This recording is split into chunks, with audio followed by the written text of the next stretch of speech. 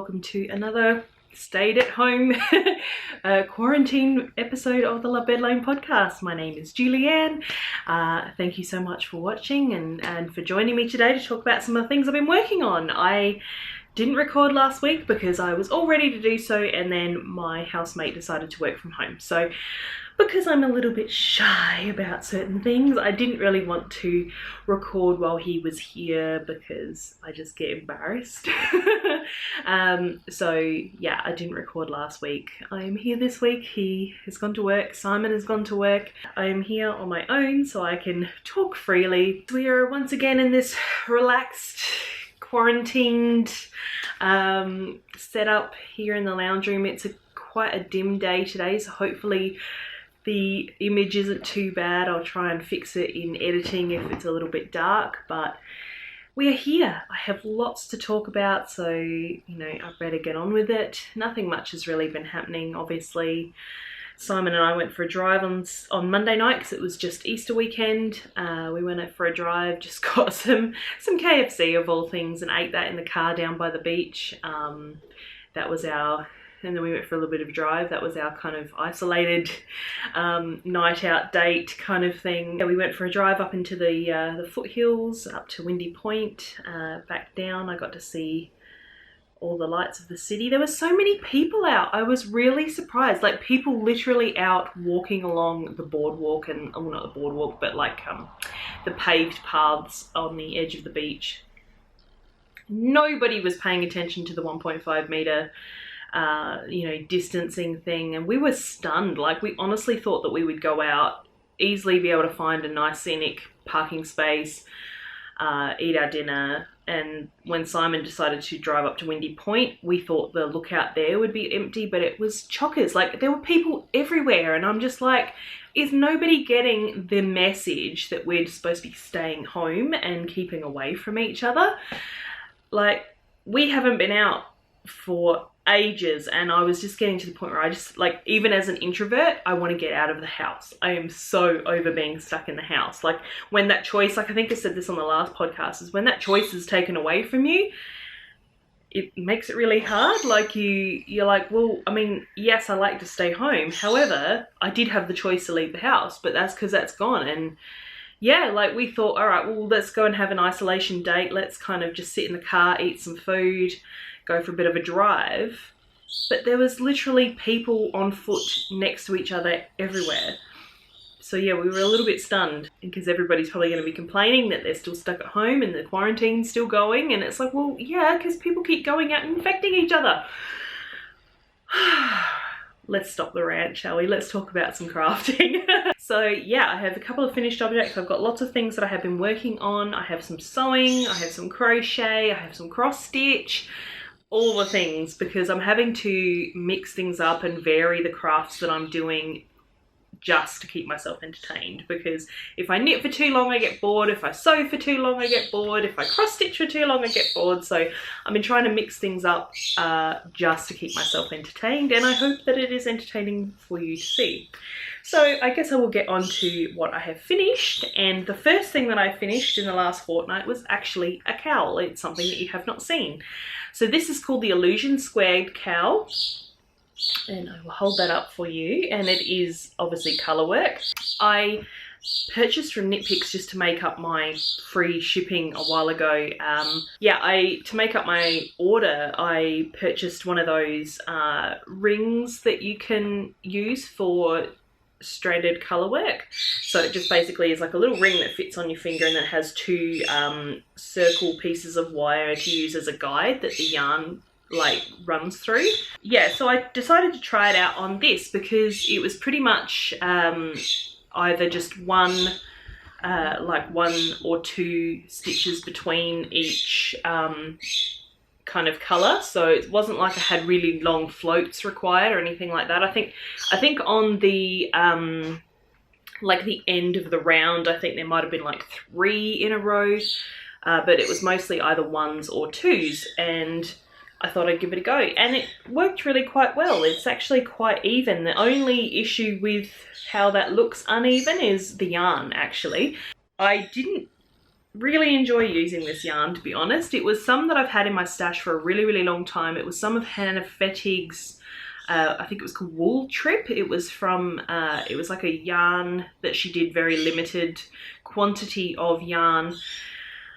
Basically got it from the sheep to the mill, and then being dyed. It was dyed by Julie Aslin, I think is how you say her name. And yeah, I'm really not that keen on it. There was so much vegetable matter still in the yarn.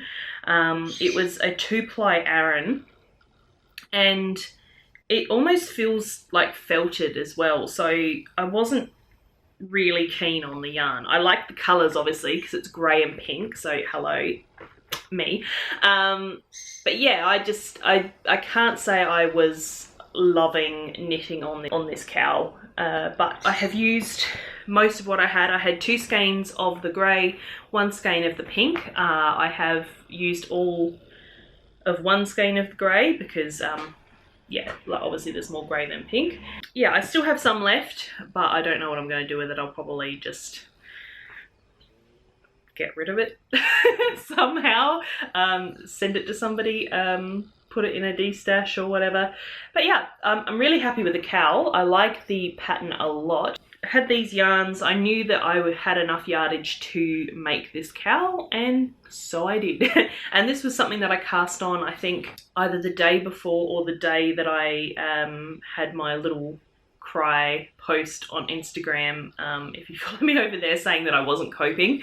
It was a really bad day. My depression was really bad, and I spent until like 1:30 in the afternoon in bed, until I got up and had a shower and had a bit to eat and things like that. So yeah, it was a bad day, and I think I cast this on just as something different to do, something to kind of give myself a little bit of distraction and something different to do. So that was why I cast this on.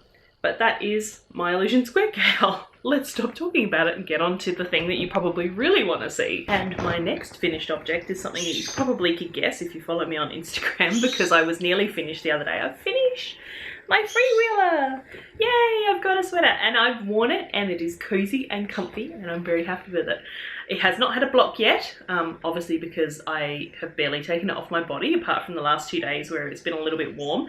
Yeah, I've been wearing this a lot. I wore this out on Sunday night when we went out for dinner. And yes, this is the Freewheeler. It was a test that I did for Kristen of Skein Yarn, and it is a lovely mohair held double with just a normal sock weight yarn. Kristen uses a single, I believe, in her design. I use some old, I think I spoke about this in one of my previous podcasts. I had some of my old Portly Peach Face base that I'd kept aside for a sweater at some point, and I didn't know what I was going to use for it, and then I just decided I'm going to dye it up for this. I still haven't named this colourway. I'm wanting something kind of ethereal or folklorish or something like that for it, because it's quite, I don't know, it feels whimsical to me. So I'm trying to think of some name for it, and I haven't decided what it is yet, because I do want to dye some of this and get it into the shop.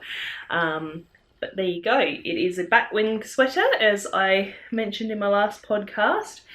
With this garter stitch along the top, and it's like really interesting short rows. You can see all of the different short rows there.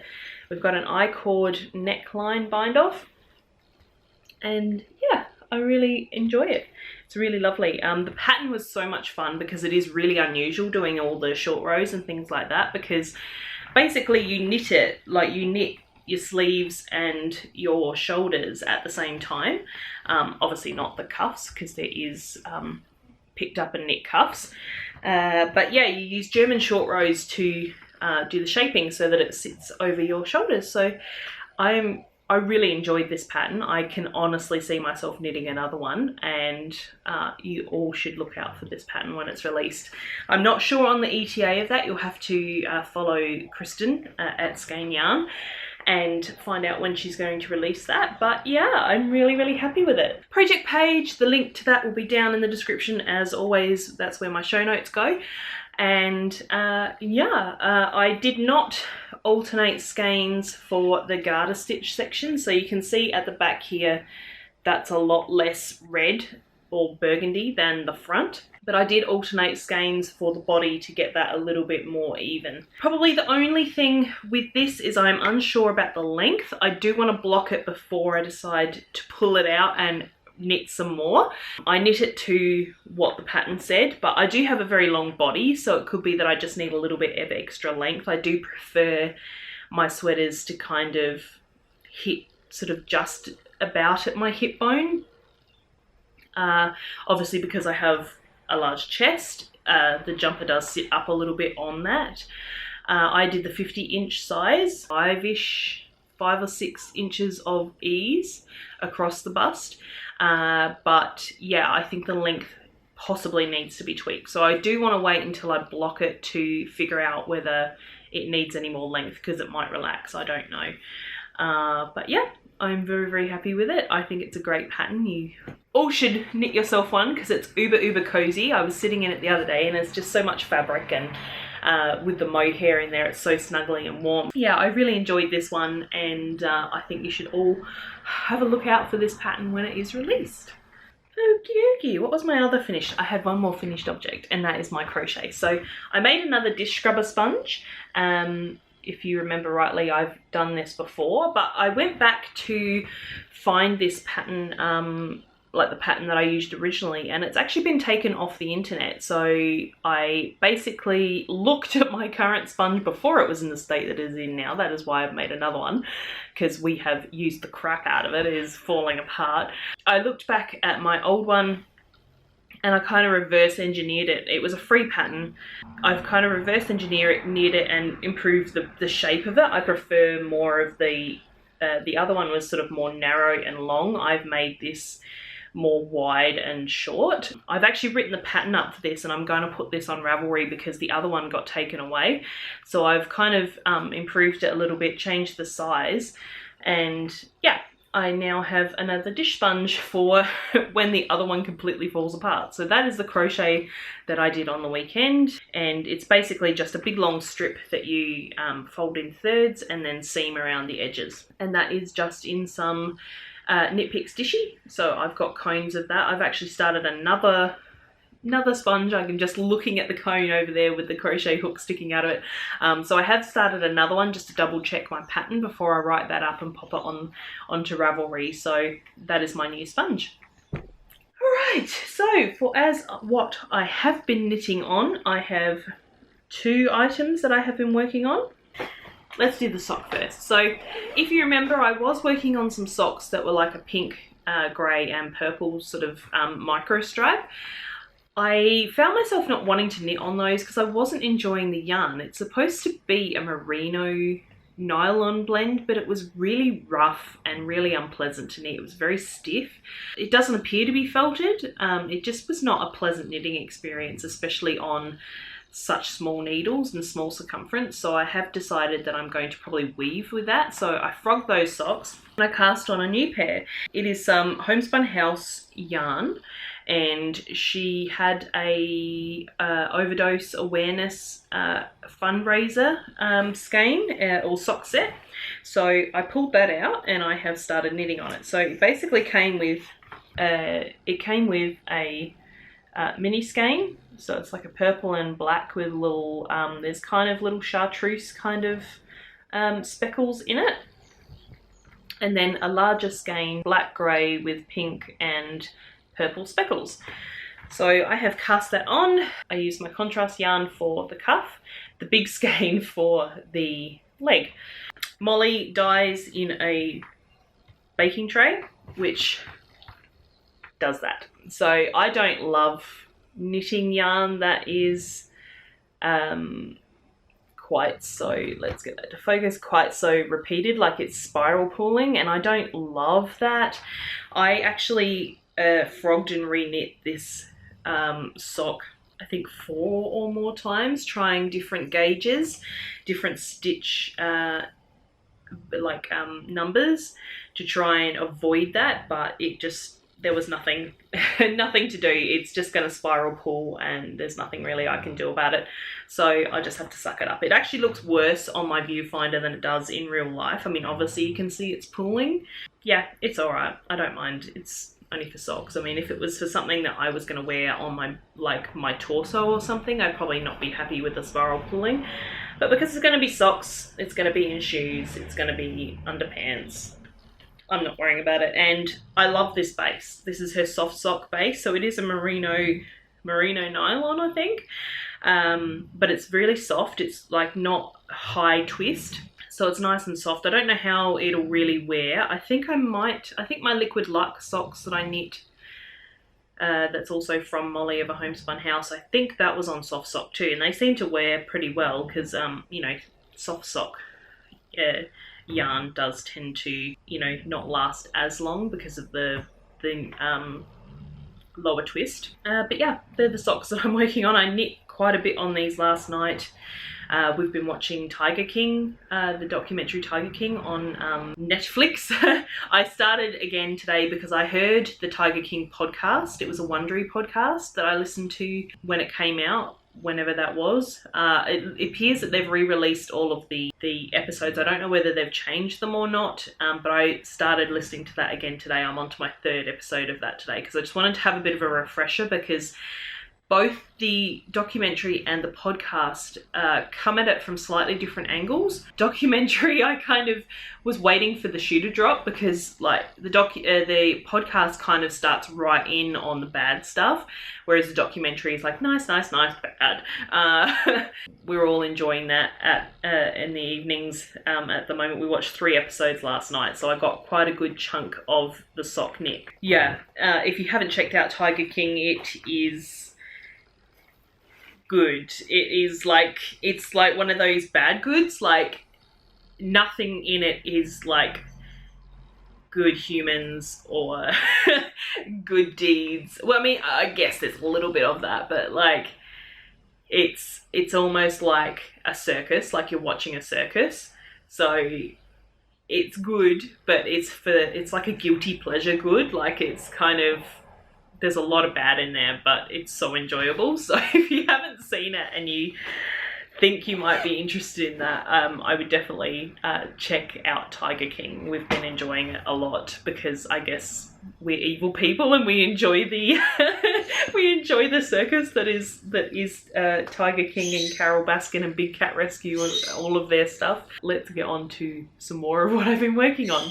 Alright, so I can't remember whether I've actually shown this on the podcast. This is my So Faded sweater. I know I've put it on Instagram, but I can't remember whether I have shared it with you guys. Maybe I have, actually, because I think I was talking about the different textures in the yarn. Let me figure out which is front and which is back. Okay, so I'm nearly done with the body of this. So I'm pretty sure I've shown you all of this before, and I'm now down to my final colour. So if I put it on the side, you can probably see the progression a little bit better. So my final 2 colours here, I know, yes, I spoke about, this is flushed. So I was talking about that being on BFL, and then I've gone back to the sparkle. So this is Night Court. It's a very nice, it's one of my A Court of Thorns and Roses colourways. Well, the only one that I've got so far. There will be more. And it's like a grey with very subtle speckles. I really, really love this. I reckon that would be really nice in a full sweater. And then let's make sure I haven't lost any stitches, and I have. And then this final colour is Intangible. So this is back to the merino sock.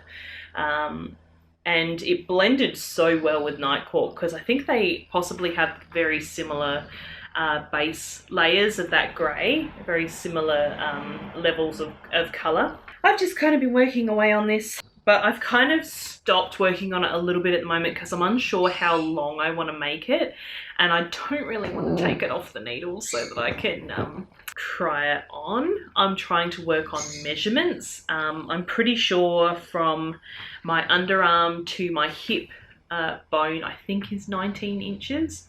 So that's what I was saying. I've got a very long body. So I'm already at about 16 inches and there's 2 inches of ribbing. So I'm like, do I want to get it right down to my hips? Do I want to have it sort of just above? I really don't know. I'm thinking about getting out my no-frills sweater. I really enjoy my no-frills sweater, so I'm thinking I might go and measure that and just knit this one to the length to match. I think actually my no-frills, even though I love wearing it, might be a touch short. Yeah, I might measure that from the underarm to the hem and just see how long that is and make this accordingly. So I've kind of stopped for the moment because I don't want to keep knitting and have it like down to my knees, because like that's just silly. That's where I'm at. I don't think I'll be knitting much longer because yeah, like I said, I think I'm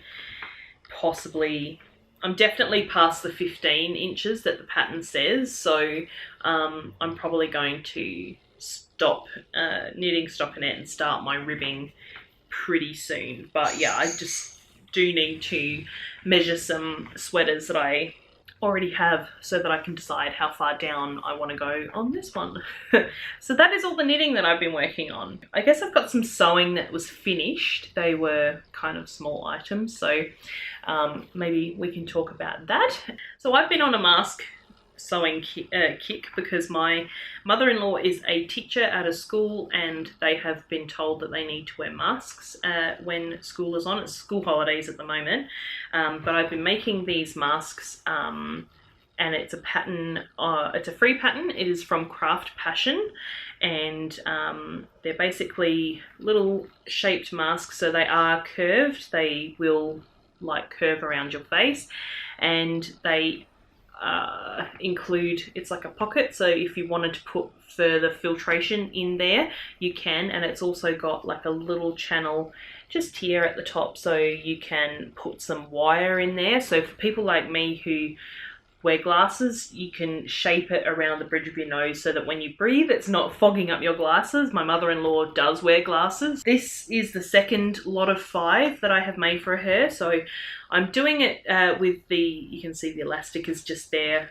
floating around, because reading updates on the pattern page, she does say that some people are finding wearing the mask all day just behind the ears can get quite uncomfortable on the ears. So I have cut the elastic so that it can be tied to size, and then just have the bands come around the back of the head just so it's not pulling on the ears all the time. She wanted florals, so I've done a bunch. This is, like I said, the second set of 5, so I've done a bunch of these all in florals so she can wear those to work, and she wants another 5, and I made 6 for another friend, and my housemate wants a couple, so I'm just knitting, I'm just sewing mask after mask after mask, and I'm kind of a little bit over it, to be honest. I did some sewing yesterday on a project bag. I don't know whether it's going to go in the shop or whether I'm going to keep it, but yeah, I decided to do some sewing that was not masks. I should probably get onto my housemate's masks pretty quickly because he'll probably want those. My mother-in-law is on school holidays at the moment, so she doesn't need the further 5 for a little while, but yeah, my housemate is still having to go out to work, so he probably would like his, but I'm just like, I don't want to sew any more masks.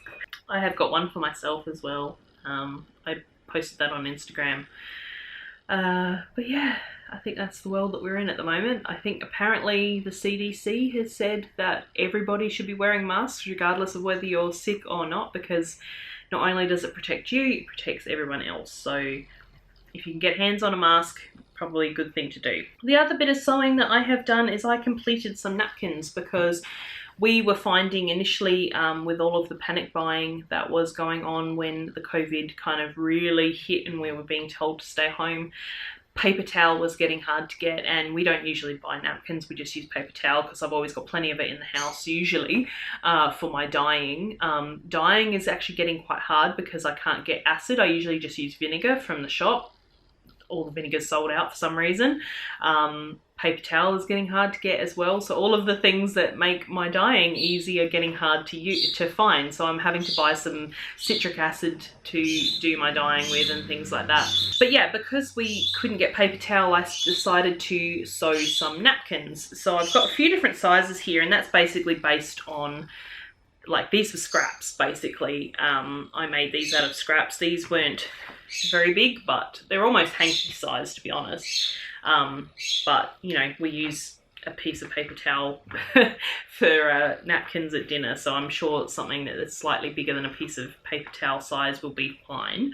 And I have done mitered corners, you can see there, and I got that tutorial from I think it was the By Hand London website. It was the By Hand London website. So I made some with leaves. These ones, this is some Cloud 9 fabric, which is like little, I bought quite a bit of this. I think I got the end of the bolt of this, so I've got plenty. So I was going to make a top or something out of it, but I've made 4 napkins. So there's those ones. And then I bought 3 yards each of some Liberty poplin, so that is one of them. And I do actually really want to make some clothes out of this. I've got plenty left, obviously. And this was also some Liberty poplin, so I made 4 sets of napkins. I do want to make more, but I want to find an easier way to do the miters, and I'm trying to think about it, and I'm trying to cook it up in my brain just to see if I can figure something out, because it involves a lot of straight like ironing. I hate ironing, you know, when you've got to like fold 1/4 of an inch over and press into place, and I hate that. I really hate that. So I'm wondering if there's a way that I can like draw lines onto my sewing so I can create the corners and then just use the corners themselves to kind of shape the bits that fold in. I haven't tried anything yet, but if I do, I will let you know if I figure something out.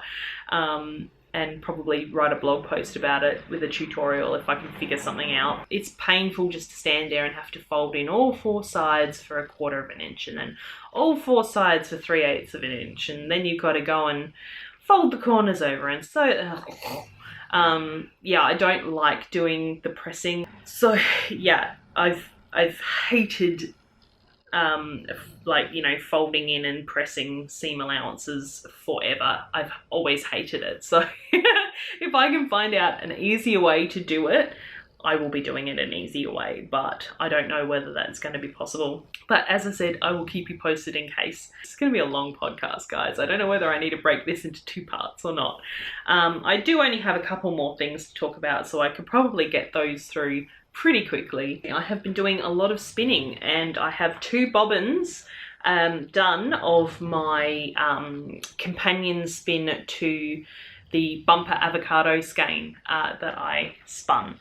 So this is the burgundy that I dyed up to match it. So this was the first bobbin that I spun, and then this was the second one, and I'm on to my third. I've actually I think I spun nearly half the bump just the other day. Like, I just started spinning and just kept going. So I think that's probably going to be done within the next couple of weeks. Then I can get on to finishing some other spinning that I've got going on, because, you know, I find starting things irresistible. It's the finishing that's the hard part. That is where my spinning's at. And finally, I've got some cross stitch, but I'm just going to get my needle to the back of the work so that you don't have a big ugly bit of thread across the front. And I'm still working on my rainbow cross stitch that I spoke about in the last podcast. I thought I might be finished, but actually there's a lot more stitches in here than I thought. But yeah, I've still been working away on this. So I've completed 2 of my rainbow stripes. I'm working on my 3rd, and then there's just some like little dots that go around the top, and then like a spattering of sort of single like pixels of cross stitch that go under the blue. Yeah, I've just been working away on that. That's something that I'm often picking up, and that is everything that I've been working on at the moment, I think. Apart from non-crafty things, which I've purchased a couple of instruments. If you follow me on Instagram, which I say all the time, you probably saw a story the other day. I purchased a ukulele. I got a concert size ukulele because we do have a little, I think they're called soprano, the little ones, but I have quite fat tips of my fingers. It's a trait that everyone in my family has. We do not have fine tips of fingers, and the little soprano one, I find it really hard to fit my fingers into the frets. Not only the frets, but to have my fingers next to each other if a chord requires it. I mean, I probably could teach myself to do entirely bar chords because my fingers are so fat. But yeah, like, because I taught myself to play violin. It's not great, but you know, I was getting lessons there for a little while, but yeah, like even that, my fingers are a little bit fat for violin. But yeah, I bought this ukulele. I haven't done a lot on it, I have to say. I've done a lot less than I was hoping I would have done by now, so I haven't learned any songs. I've learned a few chords, I've learned strumming techniques. So that's something I've been working on, and a couple of days ago I got a Kalimba and I am obsessed with it. It is an instrument, as you might know, you might not know. I initially saw a Kalimba. I should go get it so I can show you. Hang on. So as I was saying, I initially saw these on Instagram as a sponsored ad. So this is a Kalimba. I got this on eBay. It is the Amoon, I suppose is how you say it, brand, and it's basically these tines, and this is a hollow box. It's got sound holes in the back, and it basically sounds like a chime, as that is the word that I mean.